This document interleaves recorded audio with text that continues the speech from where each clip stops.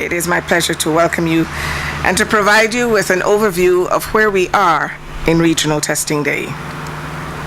As you've heard, we are 1 year short of our 10th anniversary. Our goal for our 10th anniversary, to have tested 100,000 people across the Caribbean. I am confident that by scaling up our efforts for testing and treating people with HIV, the UNAIDS targets are achievable and will no doubt lead to ending AIDS by 2030. We've come a long way since we launched the first HIV Regional Testing Day on June 27, 2008. Our original goals then have been achieved in large measure. We wanted to create the first media-led initiative to raise awareness and share information about HIV testing. We wanted to mobilize Caribbean people to be tested and heighten public awareness and education on the critical importance of voluntary counseling and testing. We wanted to reduce the stigma and discrimination associated with HIV and AIDS. That has not been achieved in the way that we would want it to.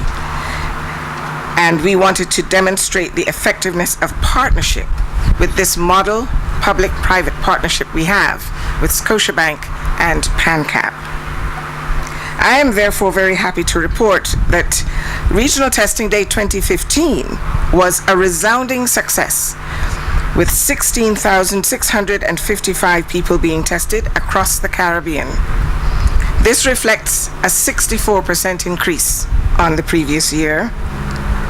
And after 8 years of Regional Testing Day, we're now in our 9th, we have tested over 70,000 people in the Caribbean. The Twin Island Republic of Trinidad and Tobago led the way last year in the number of people tested, 2,364. They also had the largest number of testing sites at 65 locations.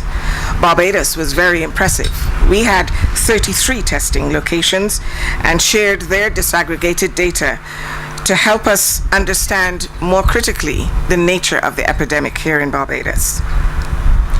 In that data, they provided some useful information that reflected that we had tested 83 members of the key populations in night testing. And I must commend the counselors and testers from the Ministry of Health. They do yeoman service and they spend long hours. It is dedicated work, and I really would like you to join me in saluting them this morning. Our coordinator this morning for this site is Suzette Neblett-Strawn, who did an outstanding job last year as coordinator, so we're happy to see her here again this morning with her team to ensure you get tested.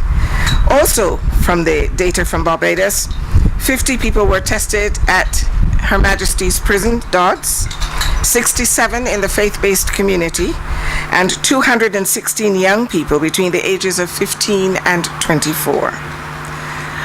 Of the 16,000 plus people that were tested in the region, 110 tested positive for the virus. The participating countries that registered positive tests were Antigua 3, the Bahamas 8, Barbados 4, Belize 2, Dominica 1, French Guiana 19, Grenada 1, Haiti 38, Jamaica 12, St. Kitts and Nevis 1, St. Lucia 2, and Trinidad and Tobago 19. The data collection is really important for us, for the Caribbean, to demonstrate not only its accountability, but also for us to use this data to provide critical information on the progress we are making in the HIV epidemic. Testing was done in 21 countries at over 300 testing sites across the Caribbean. I'm very proud to say that was our largest ever since this initiative began. Perhaps even more important than the numbers was the outreach to meet people where they are. Testing sites were expanded to include hotels and private sector companies in Antigua, community outreach to factory workers and farmers in Belize, the University of the West Indies, our own crop over festival here, hotels, the prison, key populations, community center, NGO offices for key populations, and exotic nightclubs, all done here in Barbados. Youth training centers and an institution for juvenile offenders and NGOs was done in Trinidad. There was also an expansion of the testing periods, many people beginning shortly after we officially launched regionally. And again, this year, Barbados did that. We launched on the 20th of May in St. Lucia, and we did our first testing that same night at the Mega Cavalcade. So what are our goals for 2015 and 2016? Our 2015 activities focused on men. We are going to do that again this year. But we also want to ensure that we align with the UNAIDS targets for 2020 and the global and regional targets for ending AIDS by 2030. Yet, despite these successes, national and regional responses continue to be challenged by structural barriers. I mentioned earlier, the stigma and discrimination persist. And we see this as impeding the progress we want to make in embracing key populations, including men who have sex with men, transgender persons, sex workers, and drug users. They must always have access to prevention services, including HIV testing. So we still have work to do. As we move forward for another year, we need to rely on our partnerships for greater success.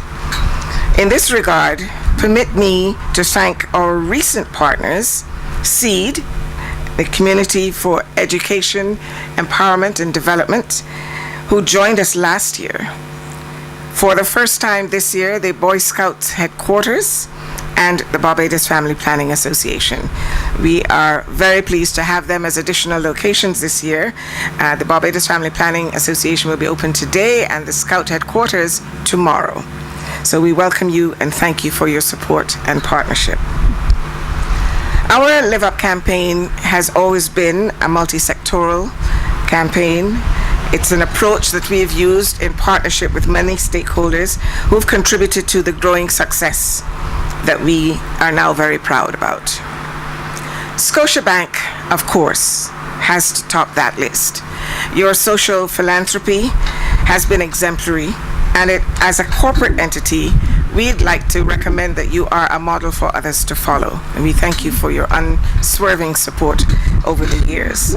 It is a model that we hope others will emulate.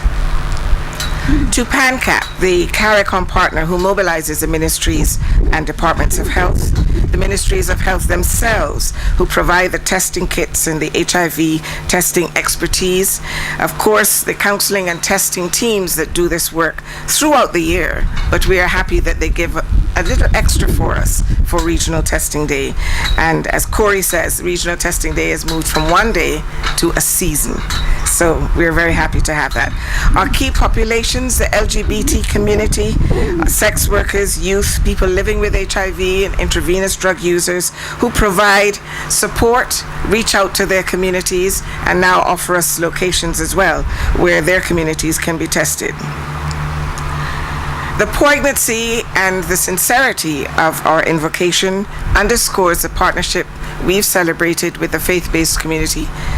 And Reverend Drake's representing the Barbados Evangelical Association, they should be lauded for having come on board at a time that it really wasn't expected that we could forge a partnership with the faith-based community. They have not only joined us, but they have demonstrated leadership in a very meaningful way. Here in Barbados and in Guyana, where the Seventh-day Adventist Church is quite active in Regional Testing Day, I think they have demonstrated that there is scope for us to expand that faith-based partnership. All of our NGOs and civil society members who lend of their expertise as volunteers, as counselors, and as people who will ensure that more people get access to testing.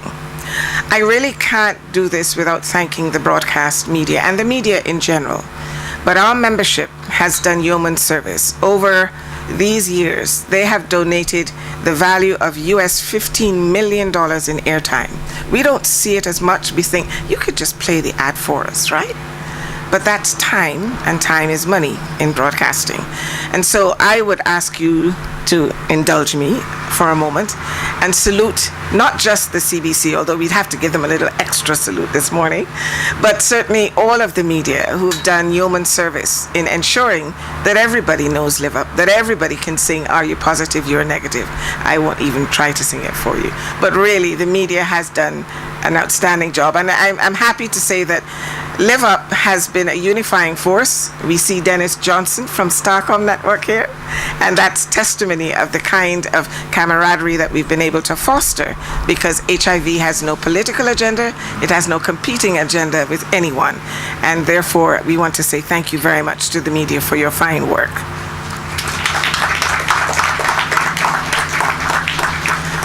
Finally, I do want to thank our audiences, our social media audience that has really been able to give us insight into what works with what we do.